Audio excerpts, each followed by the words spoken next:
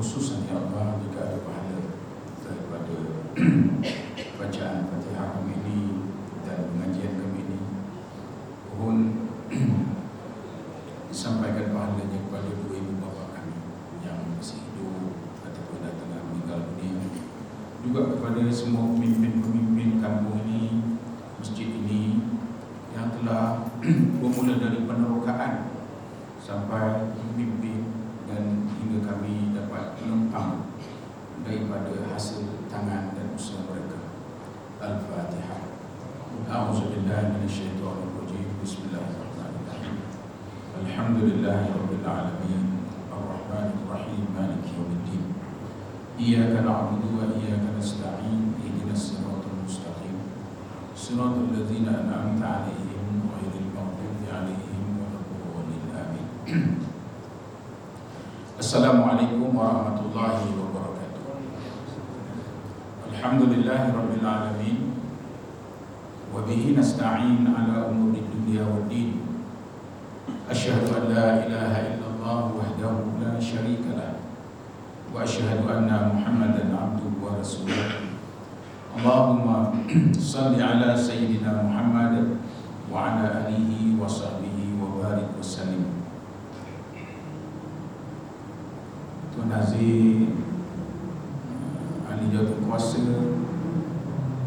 Tuan Imam, Tuan Masjid, serta semua jemaah Maghrib dan Isya yang dirahmati Allah sekalian. Bersyukur kita kepada Allah Subhanahu Wa Taala, pada bulan yang sudah kita berjaya khatamlah 4 kali Rabu mengaji kan. Dan malam ini ialah malam pertama pula bagi bulan 2. Cikgu Noah dah menghantar kat saya dah jadual dia. Okey ke tu, tidak ke? Tak apa, kita ikut. Jadi kalau ada hal kita cakap. Alhamdulillah. Terima kasih Noah, Cikgu Noah sebagai setiausaha. Ini yang kita katakan bahawa yang minta itu kita, yang berusaha itu kita. Tetapi untuk menjadikan dia berjaya atau tidak, ada satu lagi kuasa lain, iaitu kuasa Allah Subhanahu Wa Taala. Yang kita belajar dalam kitab yang sebelum ini kita belajar, hadis dia menyebutkan bila Nabi tanya, bila sahabat tanya kepada Rasulullah sallallahu alaihi wasallam, dia kata, hendaklah kamu mengaku tiada Tuhan melainkan Allah. Tiada Tuhan melainkan Allah. Dan kamu melakukan ibadah-ibadah, jangan kamu mensyirikkan dia dengan Allah itu. Itu ulangan aja. Itulah ayat yang pendeknya. Tapi kita boleh syarah panjang ayat itu saja. Jangan sekali-sekali mensyarikatkan Allah itu dengan apa-apa benda sekalipun. Itu yang bagi syirik tu.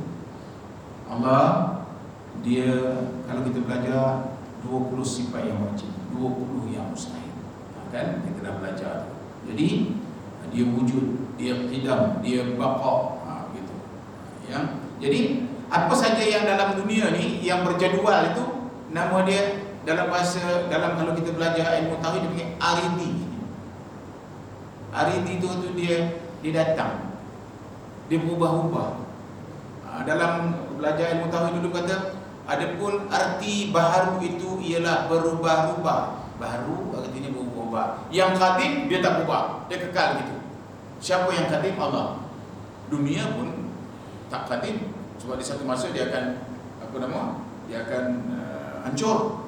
Itu dah. Siang tak qadim, siang lepas itu diganti oleh malam, tak qadim. Itu semuanya ciptaan Allah Subhanahu Wa Taala. Yang qadim, apa yang qadim tu? Qadim tu kekal, ialah Allah Subhanahu Wa Taala. Jadi jangan bergantung, jangan berharap, jangan berapa pun. Kalaupun kita misalnya bergantung kepada, kita makan gaji, kita bergantung dengan syarikat itu, kita memang bergantung kepadanya dari sudut kita panggil pekerjaan kita. Tapi rezeki ditentukan oleh Allah Subhanahu Wa Taala untuk kita dapat di mana kita ada rezeki di muka bumi ini. Saya masa kecil-kecil dulu, mana saya tahu hidup saya ini dibesarkan oleh susu getah dalam pokok tu. Macam mana tuan-tuan nak fikir? Sepokok susu getah tu ada yang satu pot kecil. Ada yang bila lepas ditoreh kan, masa pergi ngangkit namanya tu. Masa ngangkit tu secolik ada yang banyak kena susu. Itulah yang membesarkan kita. Dari mana datang susu tu? Kita tengok situ tak ada pun. Tapi ditoreh, nipis-nipis, datang keluar susu. Susu itulah yang menjadi rezeki kepada kita. Beli jadi getah tu dijual, dapat duit tu beli berat. Nampak? Siapa tak pernah berterima kasih pada getah? Siapa tak pernah berterima kasih pada getah? Apabila dia dah nak berhenti, dia punya susunya dah ada terbang pokok tu, tidak? Tak ada. Ada pun satu majlis ucap terima kasih kerana kamu nak ditebang, pasal kamu dah hidupkan aku 25 tahun. Tak pernah kita tak berlatih langsung untuk terima kasih. Saya dah cakap dulu macam mana orang Jepun kecil-kecil, lepas dia melintas zebra crossing, budak-budak kecil yang tadika tu, lepas dia melintas zebra crossing tu, dia pusing balik badannya ke zebra crossing tu, jalan tu, dia hadap balik, dia tunduk dekat jalan tu. Terima kasih kepada Allah. Ada security dekat sekolah melepaskan budak-budak nyeberang daripada jam 1 sampai jam 6. Dia tengok budak tak boleh. Pakcik pun tak pernah sebutnya. Hari jadi dia pun tak pernah dianukan. Padahal 6 tahun dia sekolah. Orang tu lah melepas ke sana, melepas sini, lepas sana, lepas ni. Panjang umur budak tu. Ini sebab di budak tu. Kita tidak ada satu apa nama kita panggil perangai atau budaya memberi recognize, kata orang putih tu, memberi apa nama dalam bahasa kita, memberi pengiktirafan kepada kerja-kerja ni. Kalau kita buat macam tu, mesti semua orang suka buat. Hari-hari bila ni pukul 6 berapa waktu sekarang? 6.17 azan dia. Dulu pukul 5.30 azan dia. Tak ada dia azan sehari tu, habis berdosa semua satu kampung ni. Kalau dia lah menyebabkan kita tak ada berdosa. Siapa mengiktiraf dia? Tak ada siapa mengiktiraf dia. Ada pula yang tak berhenti dia ni azan, dia menyusah orang nak tidur. Ada rasanya ada macam tu. Harap-harap tak ada lah di sini. Tak ada rasanya. Kalau di Kuala Lumpur memang dah sah betul. Kita ingat yang kita ingatkan yang komplain orang azan pagi tu, ingatkan orang bukan Islam. Rupanya tengok senarai orang Melayu. Nampak tu. Itu dipanggil hidayah, ya. Hidayah dipanggil. Sebab hidayah ni bukan kita punya, tu Allah punya. Kita boleh berusaha, kita boleh berdoa, kita boleh jemput dia, kita boleh counselling dia, kita boleh motivasi dia. Tapi untuk datang ke masjid ni, dia perlu ada Allah yang menyebut dia. Jadi, apa ilmu yang kita sedang belajar ni? Minggu yang sudah kita belajar daripada hadis yang disebutkan bahawa Muslim yang terbaik. Muslim itu ialah Muslim, asal katanya Islam. Apa itu Islam? Islam itu ialah dipanggil menyerah diri, serah diri kepada Allah. Baik. Islam, salam. Islam itu agama kepada penyerahan diri, itu dipanggil Islam. Tetapi Islam itu hanya dari segi bahasanya sebuah agama. Sebab itu kita salah kalau kita kata saya Islam. Tak betul tu. Tapi dia tak semayang, tapi dia tak puasa. Orang ini memang Islam tapi tak semayang, tapi tak puasa. Yang Islam, yang betul-betul yang Allah nak, dia bukan Islam, nama dia Muslim. Muslim. I am Muslim. Dalam bahasa Inggeris, I am Muslim. Saya Muslim. Muslim dia lah pengamal agama Islam. Islam itu agama dalam kertas. Mengucap 2 kalimah syahadat, kedua sembahyang 5 waktu sehari semalam, ketiga puasa pada bulan Ramadan, keempat kelima, habis. Itulah dia Islam. Tapi orang yang beramal sembahyang, orang yang beramal itu dipanggil muslim. Nampak? Di situ pun kita dah keliru dah kita. Jadi kita yang sebenarnya muslim baru jadi. Tu. Tapi satu lagi yang kita kata tadi, jangan mensyirikkan Allah dengan sesuatu yang apa juga dalam dunia ni, mensyirikkan. Jangan syarikatkan dia. Sekurang-kurangnya, kenapa engkau pergi masjid tu? Aku cadang-cadang nak pinang anak imam tu. Jadi aku kena pergi masjid dulu. Pasal mensyirikatkan Allah dengan anak imam, dengan imam, dan ambil hati imam. Apa tu maksud mensyarikatkan? Kalau ada, betul kan? Walaupun itu niat kita betul kan, bahawa kita ni nak menunaikan perintah Allah, kan? Jangan macam itu. Ini yang saya kata. Jadi itu apa? Engkau, apa itu iman? Iman itu percayakan Allah. Kedua, percayakan malaikat. Ketiga, percayakan kitab. Keempat, percayakan Rasul. Kelima, percayakan hari kiamat. Keenam, percayakan untung dan baik itu datangnya daripada Allah Ta'ala. Dah jawab apa kita belajar ni? Jawab apa kita hafal ni? Dah satu. Tanya seorang tak lepas. Itu ialah iman. Iman itu ada pada kertas. Pertama, kedua, orang yang mengamalkan iman itu dinamakan mukmin. Itu pasal ada orang-orang bahasa Arab dia kata, kita hendaklah menjadi muslim yang mukmin. Nampak? Mukmin itu artinya pengamal kepada iman tadi. Muslim itu pengamal kepada Islam. Nampak? Ini yang kita kata, itu ilmu. Itu ilmu. Jadi betul kan kalau kita rasa, iyalah, aku ni Islam. Islam betul-betul ke IC. Ya. Nanti ni baru ni pergi ke di bahagian Eropah sana, yang dulunya di bawah Rusia tu, tak pernah sembahyang. Tak pernah sembahyang.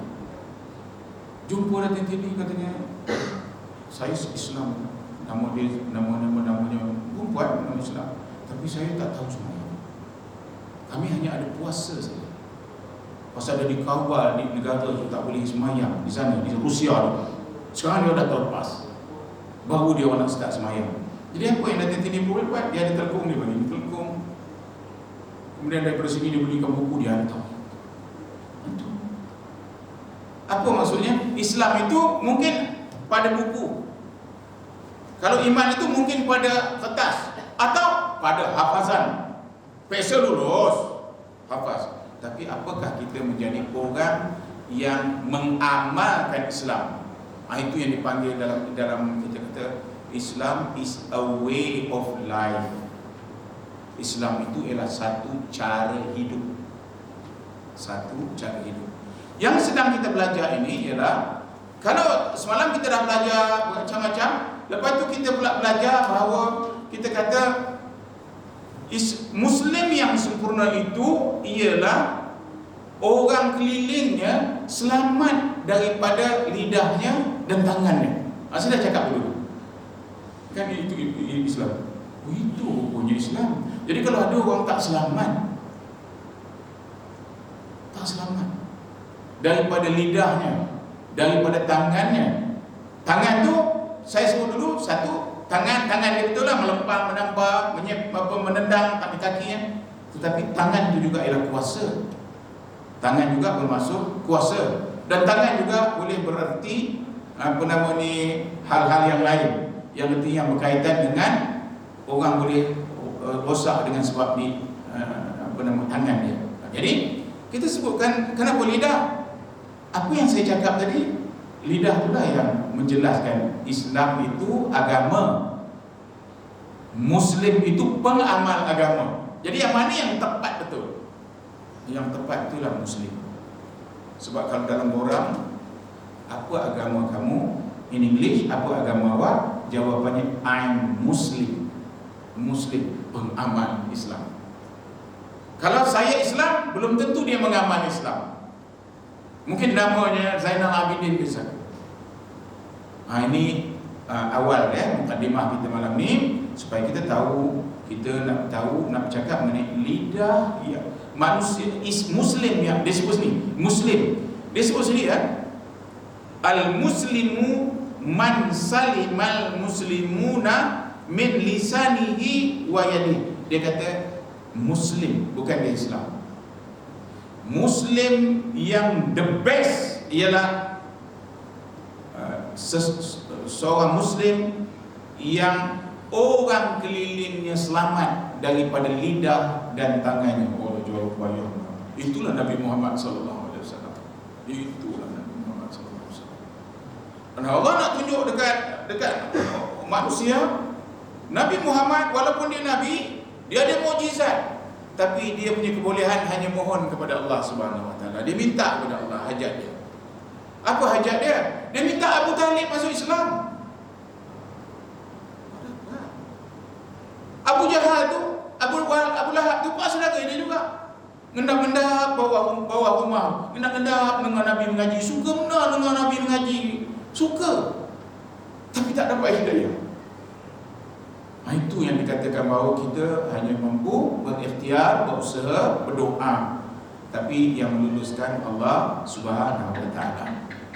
Sebab Allah akan meluluskan, pertama, lulus serta-merta apa yang kita minta.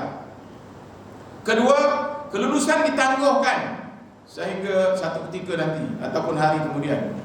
Keempat, Allah tak lulus apa yang kita minta, tapi Allah luluskan apa yang baik bagi kita. Tiga, apa yang baik bagi kita Allah luluskan. Di mana kita tak? Kita tak yang baik bagi kita.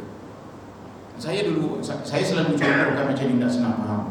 Berkenan benar kita dengan satu motor Norton lama ni. Oi, mahal motor ni.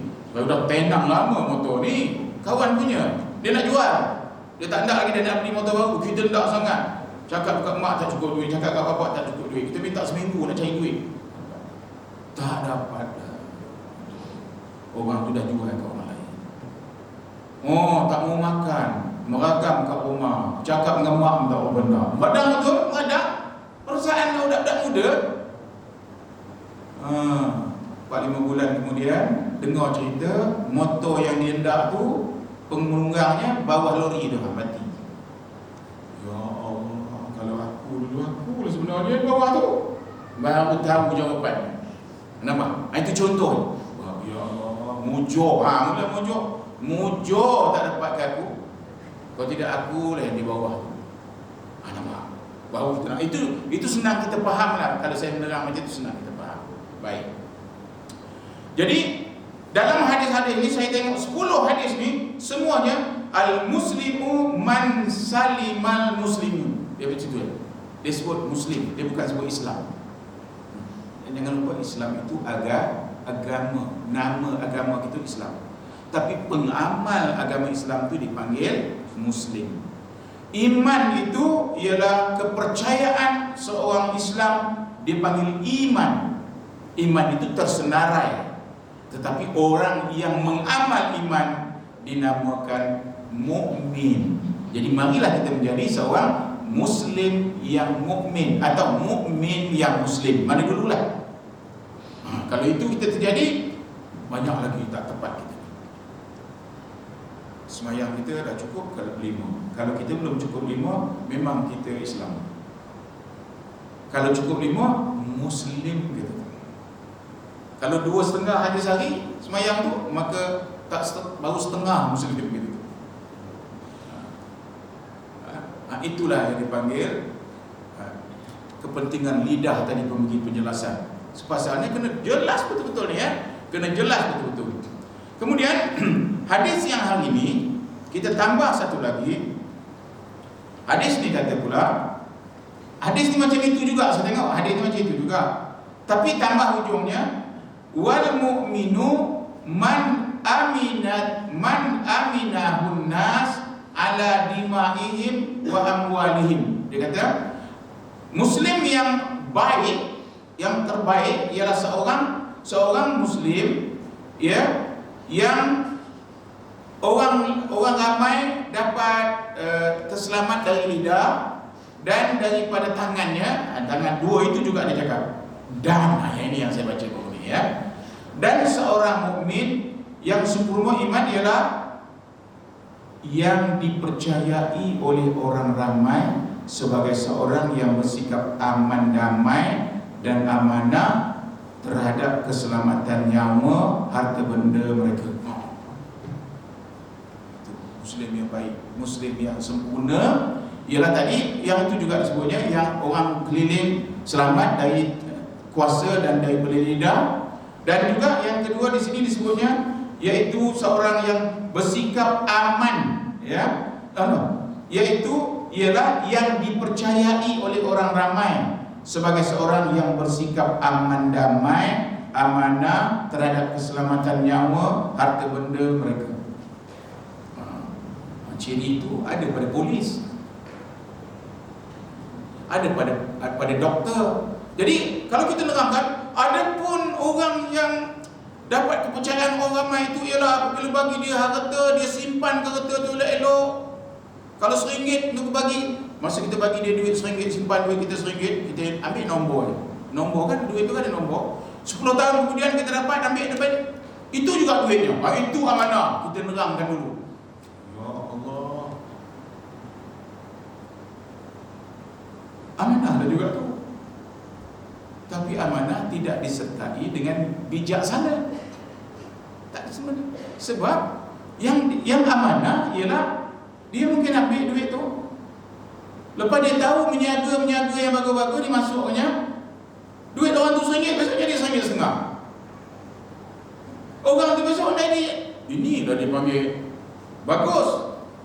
Tapi kalau kita ambil nombornya, macam dulu-dulu saya tengok, ya, apa amanah menari masjid tu, kita letak duit situ, 10 tahun lagi tak ada pakai tu. Oh, itu amanah. Bayar amanah macam tu. Betul lah amanah tu. Amanah lurus bendoi yang tak menguntungkan masjid. Sekarang ni duit orang putih-putih ni, tengok tu berapa orang berceramah, bagi dia orang sikit duit minyak untuk mengonokkan dia datang. Kemudian lepas kuliah ni kan ada pula saya tengok, mula-mula jawatan kuasa masjid masak, buat mi pun. Lepas itu saya tengok orang pula sponsor. Kita rupanya memulakan dia. Ini dia kata amanah. Bermakna mengembangkan amanah, itulah yang sepatutnya amanah. Ni yang saya sebut tadi, kepercayaan. Sebab kita selalu mendengar penjelasan kata itu amanah itu begini, amanah itu begini, tidak mengembangkan. Tetapi amanah yang digendak ke sini, seorang polis rupanya itu pemegang amanah. Apa kerja yang sepatutnya dibuatnya? Mesti kerja-kerja yang amanah, iaitu dah tersenarai kerja dia tu, menentukan keselamatan. Ada pula bahagian polis tu, sebelum berlaku orang tu jahat lagi, dia dah tahu dah tindakan-tindakan. Itu dipanggil CID apa semua tu, macam-macam. Dia menggerakkan ya, sampai dapat tahu macam tu. Dulu kalau zaman komunis, dia orang ni, itu dipanggil amanah. Amanah melaksanakan tugasan. Student, macam mana dia sepatutnya amanah? Dia diletakkan di situ untuk menimba ilmu, timba ilmu. Dalam bahasa kitab disebut tuntut ilmu. Ilmu ni bukan suap. Bila suap tu jadi makan suap. Makan suap dalam cakap kita apa dia? Rasuah. Pakai suap. Apa dia? Dimasuk ke dalam mulut dia tu macam budak tu. Disuap. Yang penting apa nama dia, dulu dia jam 5 kan. Lepas itu jam 6 pula. Bagi satu apa nama? Dapat 5A ke 6A. Boleh pergi asrama penuh. Ada orang yang jaga peksa tu. Dia dah ada orang ini tolong, orang ni tolong. Ambil ni satu letak peksa tu, bawa ni ke belakang, dia jawab. Lepas tu budak tu punya dia ambil, masuk dalam poket, yang dia letak 5A. Ini dia kata amanah. Dia nampak amanah. Maka itu yang kita dapat banyak 5A. Bukan banyak macam itu, tapi ada macam itu. Ada macam itu. Budak 5A punya peksa tu, kalau saya cikgu, pejam mata je saya menjawabnya tu dapat 5A. Tapi dia budak-budak kan, susah benar dia rasa, pening kepala dia. Tapi kalau kita menjawab sekejap je kita menjawabnya, laju je kita menjawabnya, itu dipanggil amanah dia tadi. Jadi sebab itu dalam Islam dalam diamanahkan anak-anak muda menuntut ilmu. Nampak? Bila menuntut, itu yang menjadi itu. Pasal dituntut. Ilmu ni hak aku.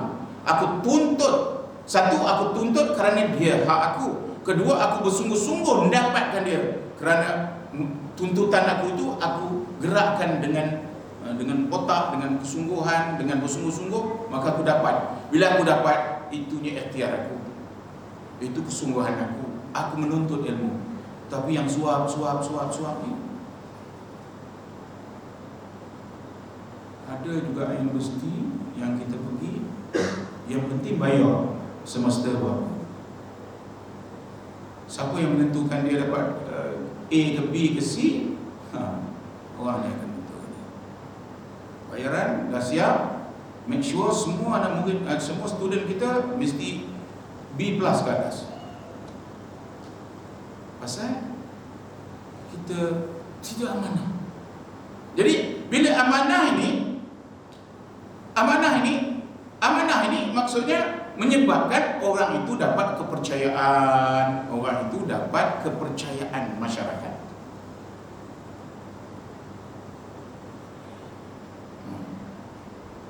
Macam mana amanah?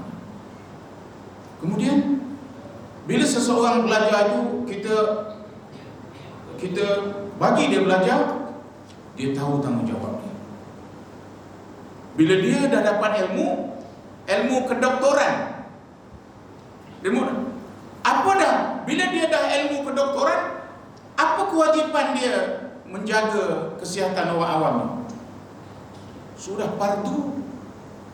Dia belajar fardu kifayah. Bila beramal dia dah fardu ain. Dia tak boleh leceh-leceh. Doktor yang bagus, dia sampai je layanan tu je dah sihat dah orang. Doktor yang tak bagus, berapa hari dah demam? 3 hari. Ada apa-apa lagi? Tak ada. Apa yang berubat? Yang datang berubat tu pun rasa, ni entahlah ni, kata dia. Dia pun tak yakin. Tapi kalau yang letak di sini, kemudian buka pula mulut, lepas itu untuk macam-macam, yang itu ubat yang dibagi tu kan bukan ubat yang baikkan dia sebenarnya. Kepercayaan pesakit tu kepada doktor tu yang menyebabkan orang tu baik. Tenang fikiran orang tu. Orang ni periksa betul-betul. Ini dikata kepercayaan orang kepada kita. Apa saja jawatan kita, polis ke kita, askar ke kita, rupanya dalam hadis ini dah disebut. Apa dia kata? Kepercayaan, ya. Disebut sini seorang mukmin yang sempurna iman. Ini yang sempurna iman ialah yang dipercayai oleh orang ramai sebagai seorang yang bersikap aman damai, amanah terhadap keselamatan nyawa, harta benda mereka. Nampak? Macam mana kita nak pindahkan cakap amanah ni daripada kita mengaji selama ini, kita cakap awak tak amanah pasal benda-benda yang macam ni. Tapi kita kena kembangkan anak amanah. Anak amanah. Kan tidak? Anak tu amanah. Sekolahnya, itunya, pelajarannya, sebagainya. Itu pasal di India tu kebanyakan budak-budak umur 8 tahun, 9 tahun hafiz dah hafal Quran dah. Pasal ibu bapa terasa budak-budak ni hafaz Quran ni satu amanah bagi dia, satu tanggungjawab dia tu. Itu jadi macam itu. Jadi hadis hari ini memberitahu kita bahawa kepercayaan orang kepada orang Islam ni penting benar. Kalau tidak orang nak memburukkan kita, Islamofobia kan? Islamofobia. Fobia atau fobia. Fobia ni kita kalau nampak aja, kalau kita dah terkena sekali lah dengan satu kita accident lah, bila kita nak pegang kereta lepas tu dah mula kita takut, tu fobia namanya. Jadi fobia ni apa dia?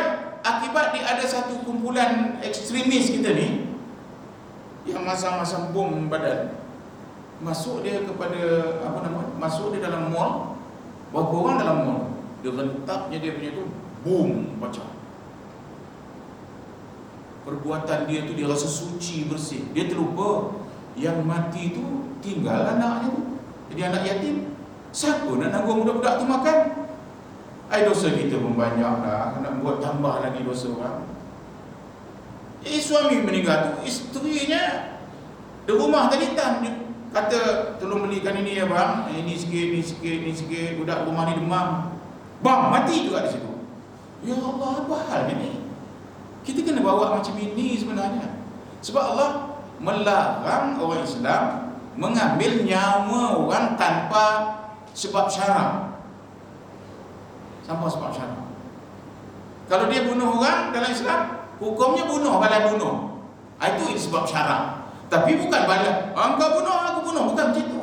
Mesti pula dibawa ke mahkamah. Itu dipanggil keadilan itu. Jadi macam mana kita nak menerangkan kepada masyarakat Islam ni bahawa yang disebut Muslim yang baik itu dia dapat kepercayaan. Macam mana dapat kepercayaan macam tadi? Apa gambaran orang yang tahu bom dalam ni? Dia gambarannya dia benih. Kalau perempuan dia pakai itu.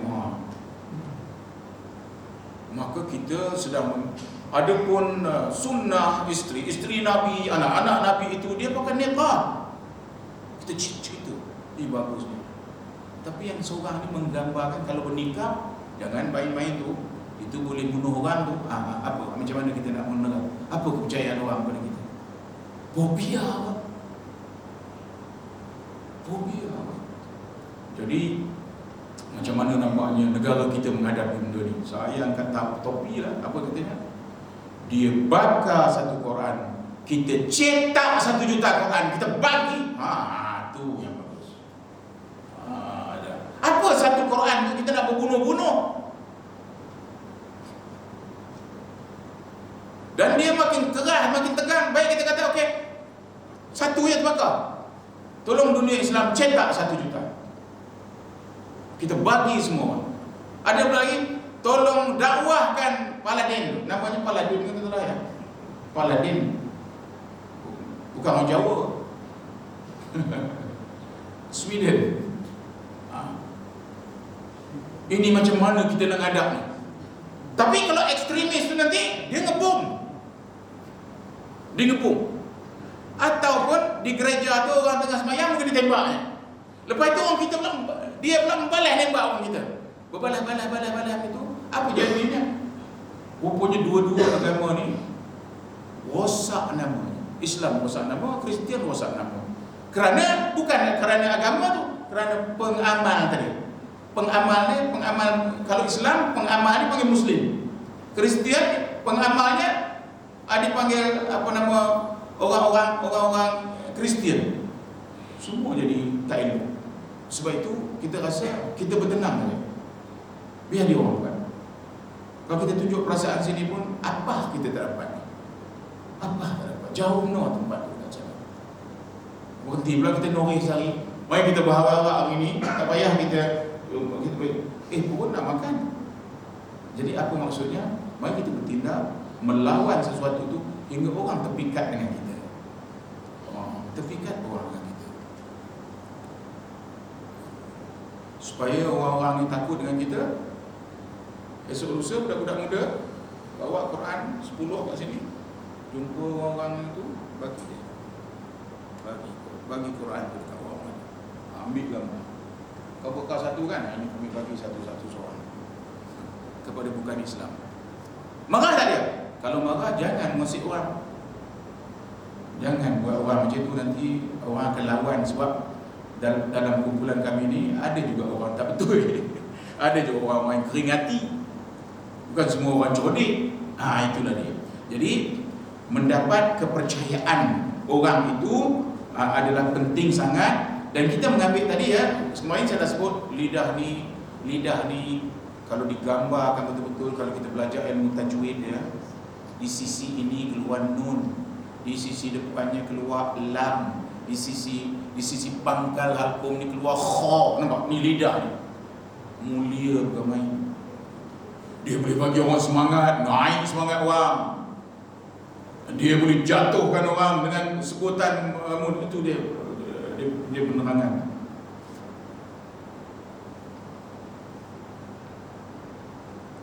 Dengan lidah juga kita nak bagi tahu. Latif kata tadi dia orang akan pergi umrah 13 bulan. Asal berapa? 16? 15? Awal nampak tu. Allah kata, awak penjemputan 15 lah, 13 lah, bukan 15. Kena pergi 13 jemputan Allah. Jadi kepada orang-orang yang nak pergi ni, lidah juga nak menerangkan. Apa kata lidah? Nabi Muhammad SAW menyebutkan satu hadis, ya, barang siapa sembahyang di Masjidil Aqsa, satu sembahyang di situ sama pahalanya dengan 500 sembahyang di tempat lain. Masjidil Aqsa. Satu. Kedua, barang siapa solat di Masjid Nabi, satu sembahyang dia tu diberi ganjaran 1000 kali sembahyang tempat lain. Satu. Ketiga, ni yang besar sekali. Barang siapa sembahyang di Masjidil Haram, satu sembahyang dia tu diberi pahala seperti 100,000 kali sembahyang di tempat lain. Pernah dengar tak ni? Kita dengar sangat itu je. Kita pergi 10 hari je. Agak pangkali 4 hari di Madinah, 4 hari di Madinah, 5 hari di Mekah. Sehari itu jalan-jalan lah, melontar-lontar kan. Baik. Di Mekkatul Mukarramah kita berempat sekali. Kita hanya ada, kalau kita sembahyang maghrib kita setahun 365 kali sembahyang maghrib kita. 365 kali. Jadi kalau 100 tahun kita sembahyang, bermakna sembahyang kita 36,500. Kalau kita hidup 100 tahun umur kita kena 115 lah, sebab 15 belum balik kan. 100 tu kira hidup kita. Sembahyang kita, subuh kita atau zuhur kita mestilah 336,500. Itu saya dah kira dah.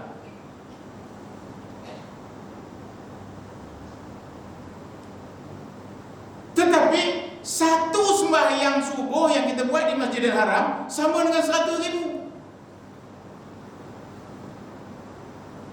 Kalau kita hitung panjang aja lah, 33,000 kali 3 jadi 100.